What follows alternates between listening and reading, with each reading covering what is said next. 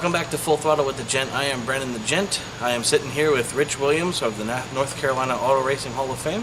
Rich, tell us what you do exactly here. What I do here is more behind the scenes. Okay. And if one of the guys has an idea for a display, I'm the one that makes the display. Perfect. And it works out really well because I don't necessarily have the best ideas, but between Don Miller and my partner Zahn and Bob Hissam and Joe Salim, we always come up with a really nice way to display things that aren't necessarily the fanciest. Our museum is not the fanciest one in the world because a big part of why it's here is to help abused children in this area. Exactly. And Don Miller is a big supporter of that. Don is the main man here at the museum. Oh yeah, I met him a couple times here. He's a very good guy. He is everybody loves Don. Everybody does. You won't find anybody that doesn't like Don Miller. That's true. And he knows so many people. But if we have a choice of making something fancy and making it simpler so the children will get more money, the kids are going to win every time. Exactly. And that's a good thing. I agree. Yeah. I agree. That's a real good thing. So I'm glad you mentioned that it's for the children, and that it's only a few dollars to get back here and look at all the wonderful history and all the stuff that you've created to display everything. What is your favorite piece in here?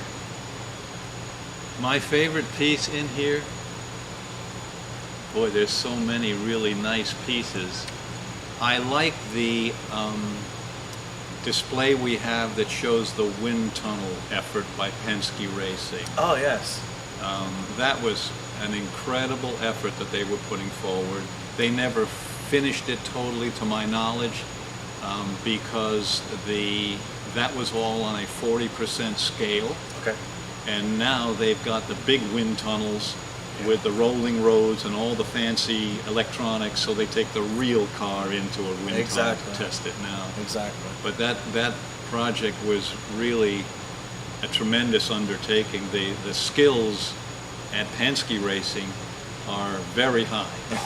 They got some really good engineers at that. Yes, at that shop. yes, and the machining capability and the fabrication capability they have are amazing. Anybody that comes here that doesn't see that display is missing something, because it's really, really something else. I agree. All right, all here is Cup news.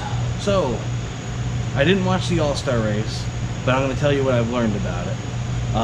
I was at another function, another race during that time, so that's what happens. Okay. We've seen that Kyle Larson held off Kevin Harvick for the win. So he did get the $1 million. And then Clint Boyer and Ryan Newman. Okay, we heard about that, and actually let's look at that right now.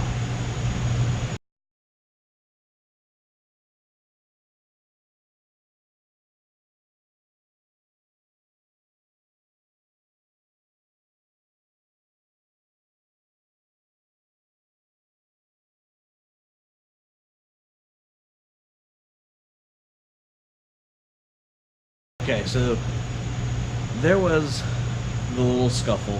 Now, you know me, I don't like people wearing helmets. Now, I like Clint Boyer. I like Clint Boyer a lot, but you don't wear a helmet when you're going to fight somebody. Take it off. Okay. It was good to see Bubba Wallace run well. Very, very happy for that team. He deserves it. He's a very good gentleman. So it's good for them. Other NASCAR news, last night at 5 o'clock, the Hall of Fame in Charlotte announced its 5 new inductees. Buddy Baker, Joe Gibbs, Tony Stewart, Bobby Labonte, and Waddell Wilson. So there's your class for 2020 NASCAR Hall of Fame inductees. So, other news, NASCAR has bought International Speedway Corporation for $2 billion. The sale is still pending due to the fact that they have to talk to their shareholders first. Once the shareholders agree to it, then the sale will be completely final. And then the last piece of Cup news that I have is there's 40 cars on the entry list for the Coke 600. And that's about it. We are waiting to see where the qualifying results are going to be. But that's all my Cup news. Let's move on to NASCAR points. Okay, everybody, I wanted to throw it back to Kansas real fast to look at the points heading into the Coca-Cola 600. Joey Logano is leading the points with 1 race win, 5 stage points, and 10 playoff points. I know Kyle Busch did lose his spot. It took Joe Logano last weekend. Kevin Harvick 3rd. Chase Elliott has moved up to 4th. Brad Keselowski 5th. 6th, Denny Hamlin. 7th, Martin Truex. 8th, Kurt Busch. 9th, Clint Bowyer. 10, Ryan Blaney. So there's your top 10. I'll leave this up again to show you where your favorite driver may be. This is, as I said, this is heading into the Coca-Cola 600. Okay, so there was your NASCAR points. Let's look into the qualifying results for the Coca-Cola 600 this Sunday. Okay, y'all, here is the starting lineup for Sunday's Coca-Cola 600. William Byron gets the pole.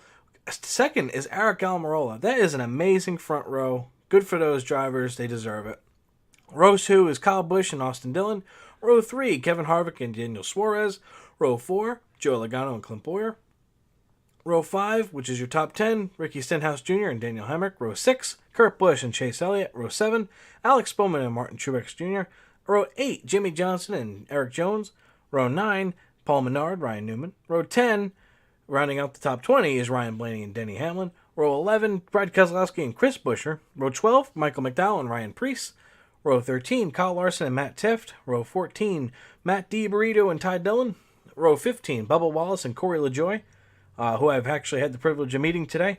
Row 16, David Reagan and Landon Castle. Row 17, Bailey Curry and Parker Kligerman. Sorry about that. Row 18, Ross Chastain and BJ McLeod. Row 19, Reed Sorensen, Cody Ware. Row 20th, rounding out the field, Quinn Hoff and Joey Gase. I'll leave this up for a second here, just so you can get it all down. All right, let's move on. Okay, there is your Cup qualifying results for the Coca-Cola 600. Let's move on to the NASCAR Whelen Modified Tour and what I was doing on Saturday, May 18th. Okay, so it was a wonderful race at the Jersey Shore 150 at Wall Stadium. I got there pretty early and just met with everybody, said my hellos and whatnot to all the people, drivers that I've grown to know over time. And I was lucky enough to get some driver interviews beforehand, and let's check those out right now. All right, Mr. Goodale, what is the common denominator in the setup here at Wall? The difference between the steering wheel and the helmet on the head. Okay. I think that has a lot to do with it. That's, there's quite a few people in the field here today that don't have a lot of experience here. So it'll be interesting to see how the beginning of practice goes to how the end of practice goes. So I think we'll be all right, though. Okay, perfect. And do you have a favorite Wall memory? Nope. We came here and raced Turkey Derby a number of years ago. We were pretty fast in our SK Modified, and then we broke like 5 laps into the race. Didn't really get to see what the car had, but it was good. We got to practice here. It was fun little racetrack to get around. Okay, perfect. And the last question is, what advice would you give to a rookie racing at Wall for the first time? Make sure your front bumper is bolted on and be ready to take a shot in the rear. But other than that, I mean, it's just another racetrack. People get psyched out about coming to Wall, or even some people do it to Riverhead. It's just another little bull ring that you come around, hammer the car in front of you, and go out there and have some fun. Perfect. I really appreciate it, Mr. Goodale. Thank you. Mr. Tomeno, the first question I have for you today is, what is the common denominator in the setup here at Wall? Common denominator? Well, ever since I've been running Wall, which is 45 years today, is stiff. The springs always seem you have to run stiffer springs here than anywhere else because of the banking. Okay, perfect. The second question, do you have a favorite Wall memory? Yeah, every one of them that I won, but the biggest one would be Turkey Derby 1981. Oh, beautiful. And the last question I have is, what advice would you give to a rookie racing at Wall for the first time? be all defense, less offense. Wait to the last 20 laps and then race. Perfect. Thank you so much, Mr. got Tomato. All right, Mr. Kobe. What is the common denominator of the setup between all the cars here today? Oh, I don't know. I mean, other than the fact that they all have 4 tires and same engines, I think you're going to see a lot of different stuff from the Troyer guys versus the LFR guys, and then a couple of others mixed in. So I don't know that there's a whole lot in common, and I don't even know if there's a whole lot in common amongst all the Troyer guys together or all the LFR guys together. True. I don't think there's a whole lot in common. Okay, and do you have a favorite wall memory? Probably the first time I came here, second time I came here, I won my first pole award for the tour. That was back in '04. So that was kind of cool. That was when I was 23, 24 years old, just trying to get started on the tour, and hadn't really done too much. So it was really cool for the team to come down here. I was with Don King's 28 at the time, and really cool for us to come down here to the wall and win the pole. It's a track that I've always liked. I raced over at Little Wall when I was a kid, so I used to come ride my bike over here, and always thought I would like it, and it turns out that it is one of my favorite short tracks. So it was a cool memory. It's awesome. And my last question is, what advice would you give a rookie to coming here for the first time? Hang on and pull the belts tight.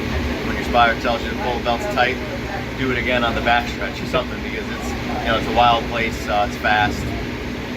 Things happen really quick here. There's really no way to get out of the way if something bad's going on. So just stay out of trouble, square up, and tighten the belts. Perfect. I really appreciate it, good sir. Thank you. Okay, so there's the driver interviews. I'm very grateful to Jamie Tomato, Jimmy Blewett, Doug Kobe, Eric Goodale. Those guys are wonderful. Unfortunately, the Jimmy Blewett interview, which was perfect, he opened up a little bit more about his favorite wall memory and stuff, but unfortunately the audio did not record. So that kind of, ruined that thing, and I feel really bad because it was such a wonderful story. But I really do thank Jimmy Blewett for it.